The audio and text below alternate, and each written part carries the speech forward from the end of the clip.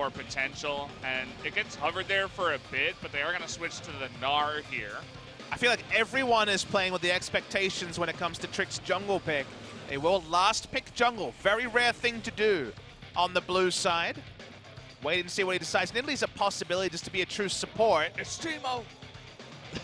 This is the EULCS learnings we got from Ignar and Trick.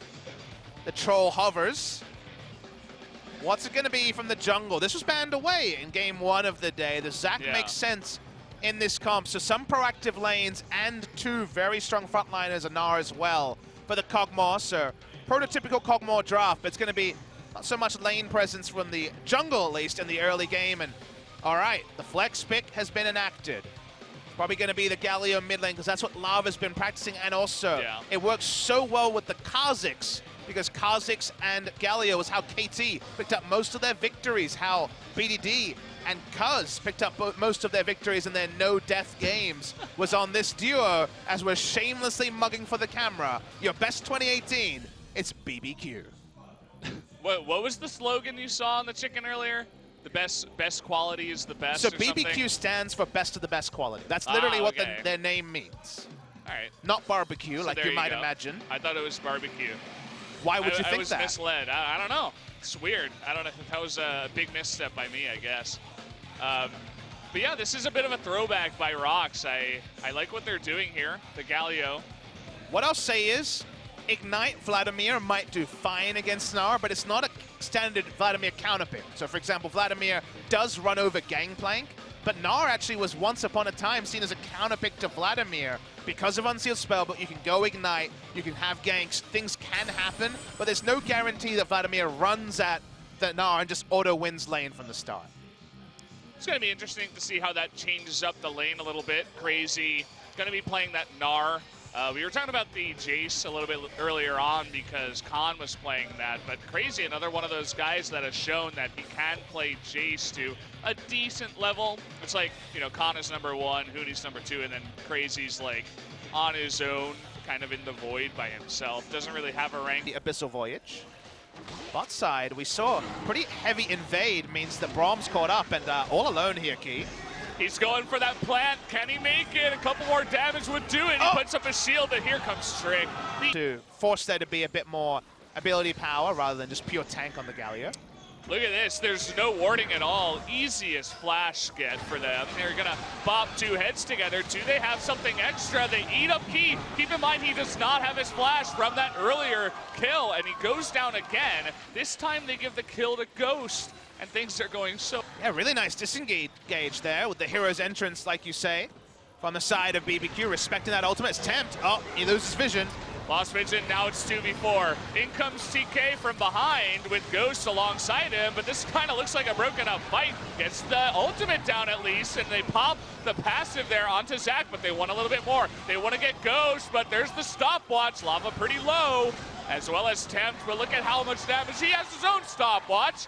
And now the Kog'Maw passive trying to do that extra bit, and the double kill going to the bottom lane of BBQ is going to end that very messy fight. Yeah, BBQ trading up even after they lost out on the first burst when they lost vision from Tempt as he flashed over. It looked like it was going to be easy mop up from the side of ROX, but no teleports from the top laners.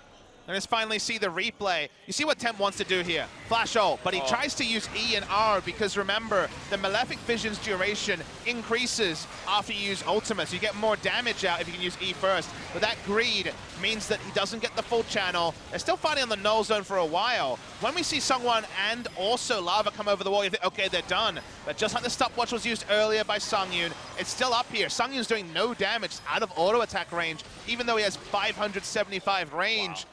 So it's kind of the walk of shame back to lane for the Varus, who just really couldn't do anything. Zac pushing up vision, warding camps, getting eyes on the Kha'Zix, and Tempt keeping the mid lane Galio counter was important, as we see a lot of people mid. Yeah, you see he gets taunted out of the ult, but when you're going 1v4, does it really matter? That little bit of extra time to lock him down means that he will, in fact, die. And they'll probably lose the turret here. 4 members in the mid lane and no one to defend.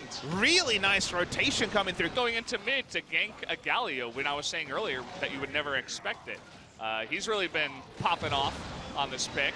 We'll see if he goes down here, though, as Trick is attempting to save his life. Linderong, a little bit separated, takes a bunch of damage, but he is Vlad trying to stay alive. He will stopwatch, but now it's 5 members, as even the TP coming in from Tempt to take out just Linderong. And we missed at the start. Sidestepped an ultimate, speaking of ultimates. Oh boy, tried to go for the flash ult, but it seemed like there was, we got a fight coming in. The TP from Crazy actually from behind, but this time the flank from Linderong is going to help out here. Tons of damage going down onto that very tanky Crazy on the Gnar. Even though he got a decent ultimate off, wasn't able to get too much help from his teammates as Ghost goes incredibly low. Yeah, that dog pile worked excellently. That's the one you want with the... I know that no Baron is going down at the moment. But they're looking for a play here. With that Frost Queen's claim, they slow down everybody so much, and here comes the TP from Crazy, but Tempt taking a bit of damage early on, and now Lava getting into position. Linderong coming from the right side, hits his ultimate on 3, and it looks like Tempt was able to lock someone down there for quite a while. Lava and Key leading the charge on in, trying to get that 3-man stun, that taunt on in, but he might be ticked down here from the Malzahar. Now Crazy from the right side. Lots of low members on the side of ROX Tigers. I don't think we're done with this fight just yet. BBQ wants to re-engage. Gonna throw another boulder on in, just trying to poke for a little bit right now. And there's that nice ultimate, he catches 2, and that's gonna be 2 deaths on the side of ROX Tigers. Double kill for Ghost on the Cogmaw, and that should be the Baron. Yeah, the gold lead meant so much there for BBQ. Ghost was just running away the entire start of the fight, was doing no damage, but the moment you saw Crazy Snarbar, you said the turn has to come eventually. Great flash, catches out Sungyun. They turn onto the Baron here. They also have Gnar. He clears out the blast camp, but he does not have vision. They do have vision on Sungwon. Someone needs to stop him. Malzahar is probably that man. Yeah, looks like Malzahar. He has suppression back up to interrupt him. Tom can't, so they will effectively push him back. This is not going to be the 16-minute Baron dance this time around. Just about 2 minutes. Pops himself away. Another ultimate onto the Braum this time around, at least getting him out of the fight for now. Lava taking a bunch of damage. Linderong going for another flank, but he looks a little bit too late here. So many low members on the side of ROX Tigers. Crazy trying to go by himself. He's got the help of Ghost, and now Linderong is caught up in the top side by himself. You definitely need to run straight down the middle if you're Linderong. There's nothing to flank because your own team is collapsing in the middle. The fuzzy center is certainly being just completely obliterated, and it's already 2 turns. Into the first one, Ghost once again, even though he has lost his red buff, he's pretty fed right now. Going 1v2. On the left side, we see Linderong gets ultimated. Lava comes in, doing a nice little pose, but not much more than that. Has his charge blocked as well for the extra kill. Give that a double kill to Crazy, who should be the MVP, if not Trick, for this one. Either way, is going to be the 1-0 victory for BBQ. Great stuff from BBQ Olivers. You know, this is what their fans would have wanted to see. This was the straightforward macro victory. To me, the big star was Trick in the early game, his pathing to really help out his bot lane. Was in the right spot where he needed to be. And unfortunately for ROX, their bot lane, which was, of course, what they built around in 2017 summer, for all their victories was Sungyun and Key popping off. Key went for one of his vision walks, got caught, and from there they really had no control on the bottom side.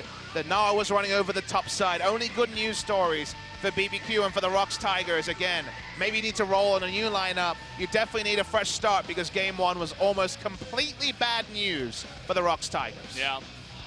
Gotta feel bad for the rest of the team. I mean, you can see that Key, he's not feeling good. He knows he made some mistakes, but Sungwon from very far behind, trying to do something on the Kazakhs. It always looks bad for the enemy jungler when the winning jungler gets so far ahead. We definitely got Exhibit A and Exhibit B of Kazakhs tonight.